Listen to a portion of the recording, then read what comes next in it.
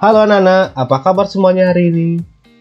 Mister harap anak-anak dalam keadaan sehat ya semuanya. Nah, hari ini kembali lagi bersama Mister Paul. Kita akan belajar tematik. Tema 3, peduli terhadap makhluk hidup.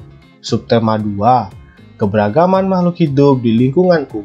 Pembelajaran 4. Nah, adapun tujuan pembelajaran hari ini. Yang pertama, siswa mengetahui manfaat melaksanakan hak dan kewajiban secara bijak terhadap hewan.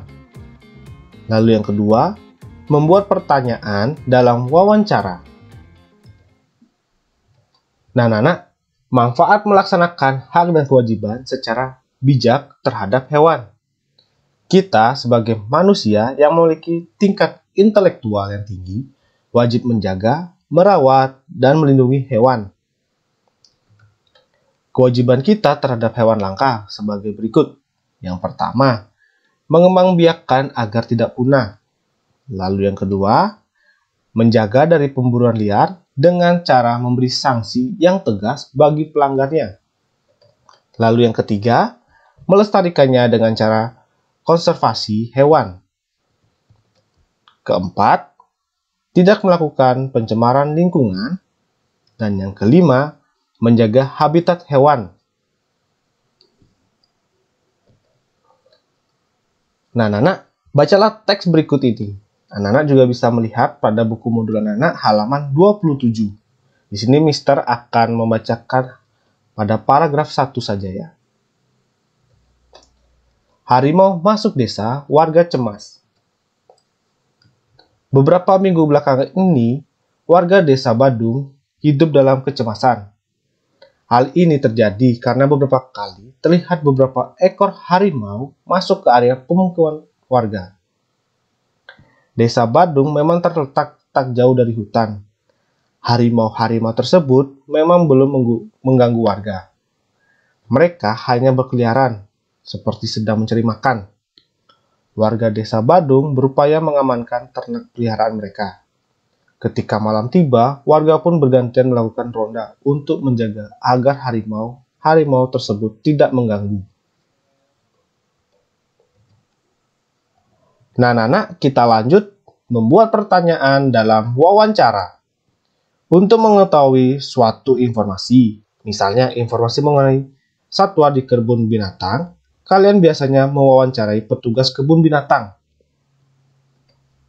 Kalimat-kalimat dalam daftar pertanyaan dapat dibuat menggunakan kata tanya adik Simba. Nah, adik Simba itu ada apa, di mana, kapan, siapa, mengapa, dan bagaimana. Nah, kalimat-kalimat tersebut juga harus dibuat dengan ciri-ciri pertanyaan yang baik.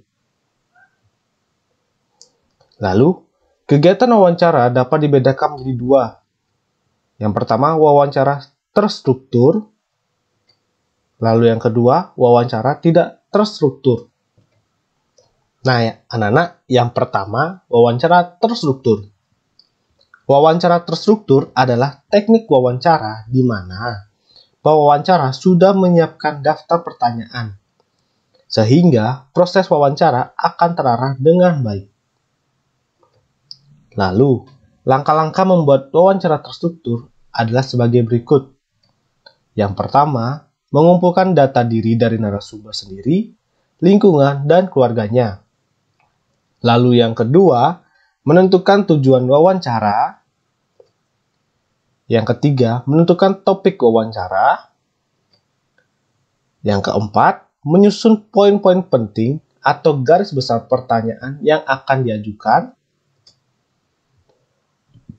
Lalu yang kelima, memilih dan menyusun pertanyaan dengan gaya kalimat yang tepat dan sesuai dengan narasumber. Lalu yang keenam, menentukan intonasi yang sesuai jika mengajukan pertanyaan. Lalu yang kedua ada wawancara tidak terstruktur. Wawancara tidak terstruktur adalah wawancara yang tidak berpedoman pada daftar pertanyaan. Pedoman yang digunakan hanya berupa garis-garis besar permasalahan yang akan ditanyakan. Contohnya, bagaimanakah pendapat Bapak tentang macan Sumatera? Nah, jadi kalau wawancara tidak terstruktur ini, gaya bahasanya itu seperti kita mengobrol kepada teman atau kepada orang tua. Seperti itu. Nah, anak-anak, sekian penjelasan untuk pelajaran 4 hari ini. Sampai jumpa di pertemuan berikutnya, pertemuan 5. Tetap semangat belajar dan terima kasih.